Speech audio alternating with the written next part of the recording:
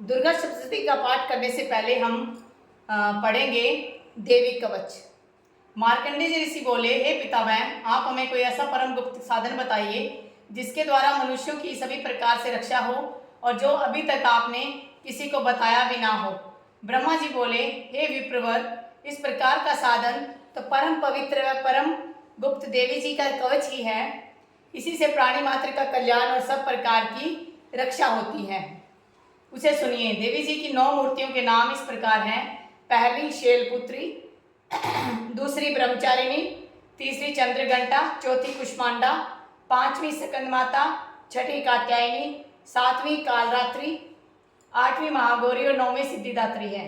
जो मनुष्य अग्नि में जल रहा हो, युद्ध भूमि में शत्रुओं के मध्य फंस गया हो अथवा घोर संकट से ग्रस्त वह मनुष्य भगवती की शरण में पहुंच जाए तो उसके घोर संकट दूर हो जाते हैं। जो भक्ति भाव से देवी जी का स्मरण करता है उनकी सभी प्रकार से उन्नति होती है। हे भगवती, जो भी आपका स्मरण करते हैं निसंशय आप उनकी रक्षा करती हो। प्रेत की सवारी करने वाली चामुंडा देवी हैं। वाराही महिष पर, इंद्री हाथी पर, वैष्णवी गरुड़ पर, माहेश्वरी बैल पर, कुमारी मोर पर और लक्ष्मी कमल के आसन पर विराजमान है। श्वेत रूप धारण करने वाली वृषभ के वाहन वाली ईश्वरी देवी है। हंस पर चढ़ी हुई सभी आभूषणों से भूषित ब्राह्मी देवी है। इस प्रकार अनेक रत्नों से विभूषित सभी योग शक्तियों से संयुक्त सब माताएं हैं। यह सभी देवियां क्रोध युक्त मुद्रा में रथों पर सवार होकर दर्शन कर देती हैं। ये शंख, चक्र, गदा, शक्ति, हल, मुसल, खेटक, तोमर, परशु, पाश, कुंद, त्रिशूल, उत्तम आयुध, शारंग, धनुष इत्यादि अस्त्र शस्त्र देवताओं के शरीर नाश के लिए, भक्तों को अभय देने के लिए, देवताओं के हित के लिए धारण करती हैं। हे देवी, आपके दर्शन कठिन है। शत्रुओं के भय को बढ़ाने वाली देवी जी, मेरी रक्षा कीजिए। पूर्व दिशा में मेरी रक्षा इंद्री देवी करें, अग्निकोण में अग्नि देवता करें, दक्षिण में वाराही करें, नैऋत्य कोण में खड़गधारिणी, पश्चिम में वारुणी, वायु कोण में मृगवाहिनी, उत्तर में कुमारी, ईशान कोण में शूलधारिणी, ऊपर ब्रह्माणी जी, नीचे वैष्णो देवी रक्षा करें। इसी प्रकार शववाहिनी चामुंडा देवी दशों दिशाओं में रक्षा करें।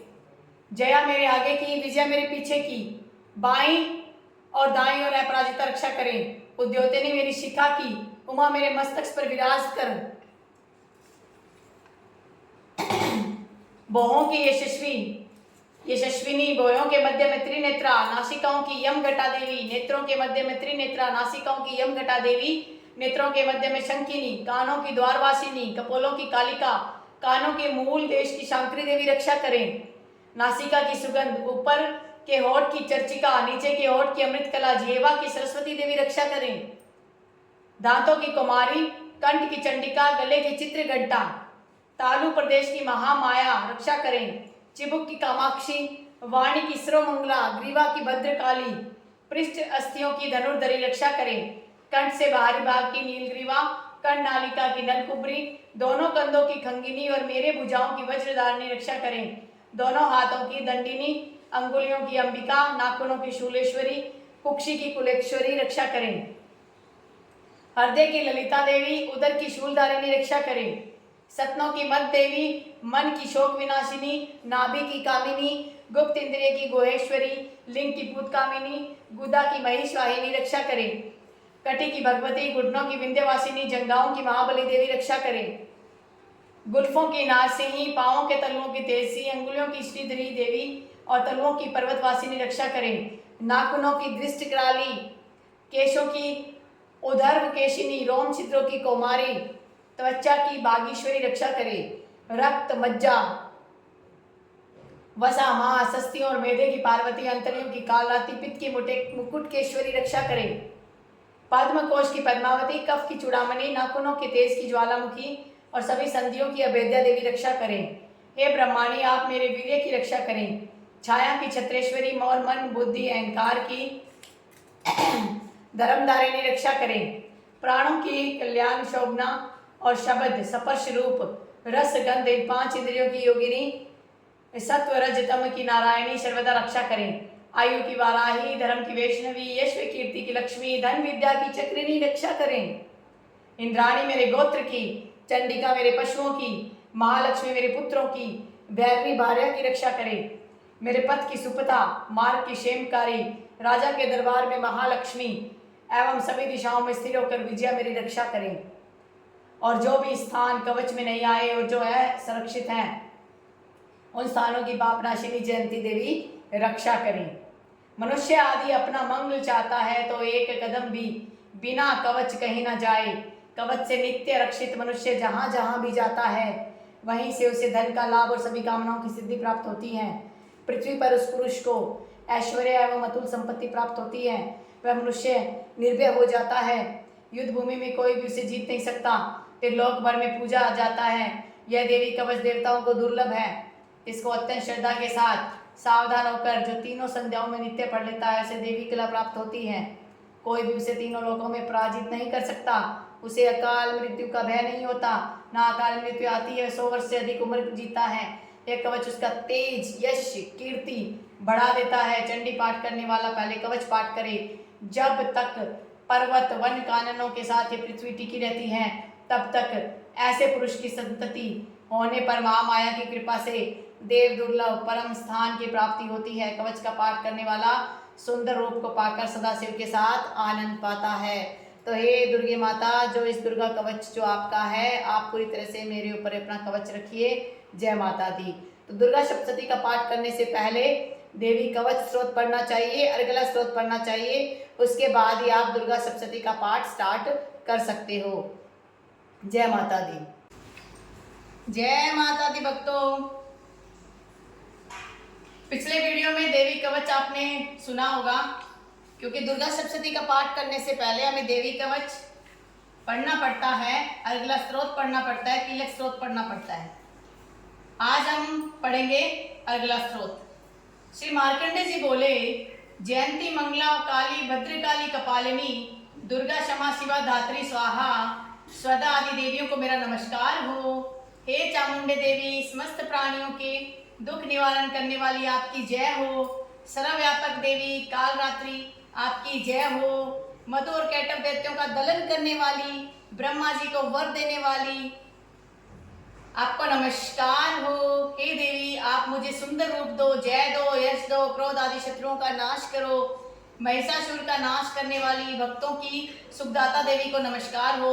मुझे रूप दो, जय दो, यश दो, शत्रुओं का नाश करो। हे रक्तबीज का वध करने वाली देवी, चंड मुंड असुरों का विनाश करने वाली माता, मुझे सुंदर रूप दो, जय दो, यश दो, शत्रुओं का वध करो। हे पाप नाशक चंडी के, जो सर्वदा भक्ति पूर्वक आपके चरणों में मस्तक झुकाते हैं, उन्हें रूप दो, जय दो, यश दो, शत्रुओं का नाश करो। सभी व्याधियों का नाश करने वाली हे चंडी के, जो आपकी भक्ति पूर्वक स्तुति करते हैं, उन्हें रूप दो, जय दो, यश दो, शत्रुओं का नाश करो। हे देवी, आप मुझे सौभाग्य, आरोग्य, परम सुख दो, रूप दो, जय दो, शत्रुओं का विध्वंस करो। मेरा कल्याण कीजिए, उत्तम धन संपत्ति दीजिए, रूप दो, जय दो, यश दो, शत्रुओं का नाश करो। हे माता, आपके चरणों पर देवता और दैत्य दोनों ही अपने मुकुट की मणियां घिसते रहते हैं। हे मातेश्वरी, अपने भक्त को विद्यावान, यशवान, लक्ष्मीवान करो। बड़े बड़े अभिमानी दैत्यों के अभिमान चूर्ण करने वाली हे चंडिके, मैं आपको प्रणाम करती हूँ। ये चार भुजाओं वाली माता चतुर्मुख ब्रह्मा जी आपकी स्तुति करते हैं। हे परमेश्वरी, रूप दो, जय दो, यश दो, वैरियों का विध्वंस करो। श्री पार्वती के पति महादेव जी से स्तुत्य है। हे परमेश्वरी, रूप दो, जय दो, यश दो, शत्रुओं का नाश करो। हे देवी, आप तो कठोर भुजदंड रखने वाले दैत्यों का भी घमंड नाश कर देती हो। हे अंबिके, आप अपने भक्तों के लिए अपार आनंद की वृद्धि करती हो। मुझे रूप दो, जय दो, यश दो, शत्रुओं का नाश करो। हे मातेश्वरी, आप मुझे ये पत्नी प्रदान करें, पति प्रदान करें, जो मेरी इच्छाओं के अनुकूल हो। उसे इस भयानक संसार रूपी समुद्र से मुझे तारने वाली हो। उत्तम कुल में उत्पन्न हो। जो पुरुष, जो स्त्री स्त्रोत का पाठ करके महास्त्रोत का पाठ करता है, तिलक स्त्रोत का पाठ करता है, वह सप्तशती के पाठ जब से मिलने वाले वर एवं श्रेष्ठ संपदा के फल को प्राप्त करता है। जय माता दी। रूप दो, यश दो, वैरियों का विध्वंस करो, शत्रुओं का नाश करो माता। हे जय माता दी, आपको नमन हो माते। दुर्गा सप्तशती के पाठ करने से पहले हमें देवी कवच, कीलक स्त्रोत का पाठ करना चाहिए। पिछले जो वीडियो में है उसमें मैंने आपको बताया कि अर्गला स्त्रोत का पाठ भी इतना ही जरूरी है। देवी कवच, फिर अर्गला स्त्रोत और फिर कीलक स्रोत। आज हम पढ़ेंगे कीलक स्रोत। ओम। मैं उन सब भगवान सदाशिव को नमस्कार करती हूँ जिनके दिव्य नेत्र हैं, जिनका शरीर विशुद्ध ज्ञान स्वरूप है, जो मोक्ष प्राप्ति का कारण है, अर्धचंद्र जिनके मस्तक पर शोभायमान है। श्री मार्कंडेय ऋषि बोले, मंत्रों के शाप एवं उत्कीलन आदि को समझकर पाठ करने वाला मोक्ष की प्राप्ति करता है, अतः इसका ज्ञान होना आवश्यक है। सब उच्चाटनादि वस्तुएं इस स्रोत द्वारा पाठ करके सिद्ध होती हैं, और जो इस स्रोत का पाठ करके सप्तशती के पाठ मात्र से स्तुति करते हैं, उन्हें देवी जी सिद्ध हो जाती हैं। उच्चाटन आदि प्रयोगों से उन पुरुषों को मंत्र, औषधि और किसी अन्य साधन की आवश्यकता नहीं पड़ती। बिना जप के भी सभी उच्चाटन आदि सिद्ध हो जाते हैं। क्या समस्त उच्चाटन आदि से सिद्ध हो जाते हैं?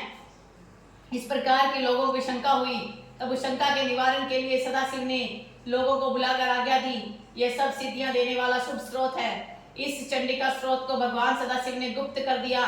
इस स्रोत के पाठ द्वारा प्राप्त होने वाला पुण्य कभी समाप्त नहीं होता।